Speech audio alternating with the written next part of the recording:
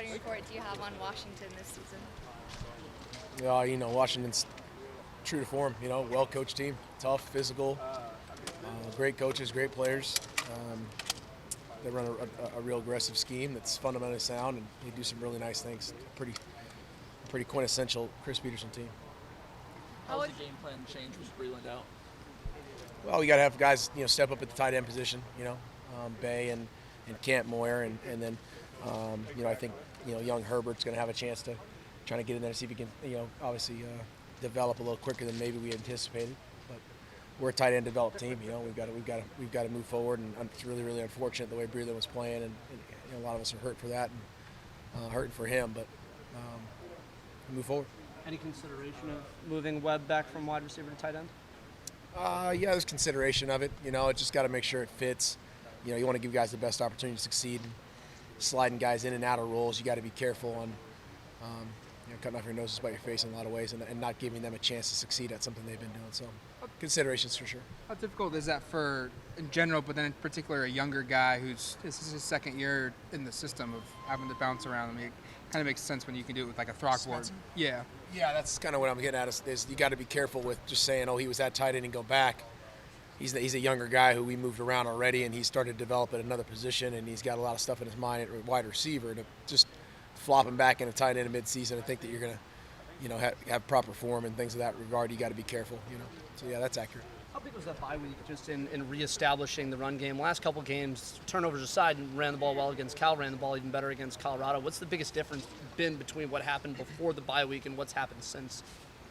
I think it's just a chance as you move throughout the season, you hope you start gelling. And the word sync you asked about a couple weeks ago, syncing better and better as the season goes on with guys, and moving together with what you think that you went into camp with and developed. And I think the bye week gave us a chance, just because in that proper time of the season, a chance to sit back and really divulge what we were doing and together and talk about it and put it on paper and then continue to do what we were doing. And I think that this showed up the last couple of weeks. Guys have done a great job. Obviously, personnel changes year in and year out, especially for Washington. No more Ben Burke-Irvin there. I mean, how much of a difference does that make when you take a playmaker like that, almost like an Evan Weaver type guy, out of that rotation, then game plan for this new defense? Yeah, I think that there's two pieces of game planning when you talk about personnel. It's guys like Ben Curvin last year and Weaver in this. You guys can take those things in consideration with the grand scheme of things, and they're got great players in this team too. They put their guys in the position to succeed. That Curvin was an awesome player, did a bunch of things. We took him in consideration the whole week last week or last year during this time, and tried to put our best foot forward and did so and came out victorious, which was nice. And I think this year is going to be the same thing. Got to make sure that we take in consideration everything they're doing, and can't just point at one guy in particular. But they got enough guys to make plays. They're doing a great job. What kind of energy does a rivalry week bring? Well, I think it's something you get excited about. I think that's the pageantry in college. That's what makes it pretty special in a lot of ways. When you've got two groups and kind of cheering against each other in a lot of regard, it brings up the pageantry of the whole thing, and it's exciting for our guys. And you got to make sure there's a fine line there of getting lost in the emotion of a game. You can't, you got to play with emotion, but you can't let the emotion play with you. And in a lot of ways, you can't just go ahead and try to all of a sudden change the way you play. You got to go out and make sure that you do the things that still result in winning, and then focus on obviously being in a hostile environment, on a road game and a conference game versus a really good opponent. That's 5 straight games with Red scoring a touchdown. Has that been a part of the game plan, or has he just been a go-to guy? I hope Red scores every game, yes. Absolutely. What do you make of his play? Is he elevated his game a little bit, or kind of found his groove in the offense? I think Red's a good example of a guy in now his third year that's developed, and you got to remember Red played running back in high school too, and so we put him wide receiver here when he got here. I think that he's done an awesome job, man. He's tough for pound for pound, one of the toughest guys we got on the team, and as a leader, one of the leaders of our offense. And so he's done an awesome job of developing, and we get him the ball in multiple ways. He's pretty valuable. Marcus, what was that feeling like when you made the call in overtime last year to run? Obviously the entire stadium was expecting pass. For that to work out like that, were you nervous going into that split second, or did you know that was a home run play in that situation? No, I felt good. I think we used if I remember correctly, we used a timeout right before it because I had a conversation about something I saw, and so we huddled up and I said, this is what we're going to do. And I think they were probably like the stadium was, thinking of something be something else, and it worked out.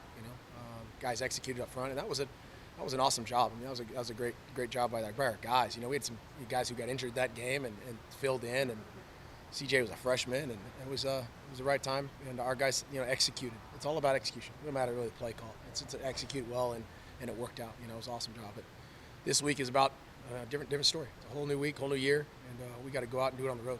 So what are the keys to replacing Jacob Breeland, who obviously was so productive for you? Well, I mean, I don't know. You got to be careful with saying, hey, you should replace a guy who's being that valuable right now. If you have another guy, we just got to make sure the next guys are ready to go. Cam Moyer in the Bay, and finding guys to spell that role and be productive in that regard in what we're doing offensively. And those guys did a great job starting today and meetings yesterday, and I think we're like I said someone earlier, we're bummed about Breeland. It's a huge loss for us, but we got to keep going. It's no different than having 6 whiteouts down at the beginning of the season. You just got to find a way. No one's going to stop the game. Your 2 tackles are getting a lot of noise this week of mid-season All-American lists, and they don't have stats for offensive linemen. What do you make of their play and just how they've continued to get better week after week, it seems like? Yeah, they've done an awesome job. Those guys don't have stat lines. Those guys they got the bulk work they have up front, and they got the dirty work, and they do an awesome job. Panay and Throck are 2 of the best in the country, and we're fortunate to have them. Great leaders for us on offense, and they're doing a great job through midseason. Marcus, where did Breeland rank for you? Because I mean, as far as tight ends you've worked with, because historically speaking, he was on pace to potentially be the best tight end in program history if he kept it up. He might have been a Mackey winner. Was he at that ilk? Was he the best tight end you had worked with in your career at the college level?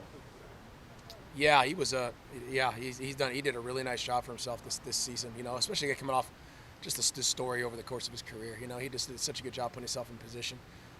We got a couple of other guys, Rogers, who's with the Packers now at Cal, who's a really good tight end, and a couple other guys here and there. But Breeland was doing an awesome job. It's really unfortunate, and he put himself in a great position.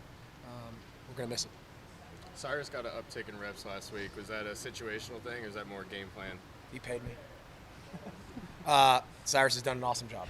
We had CJ go down the game before, and his reps went up then, and he's done a really good job, man. Cyrus is a physical back. He's running hard. He's productive right now, and we don't deny production.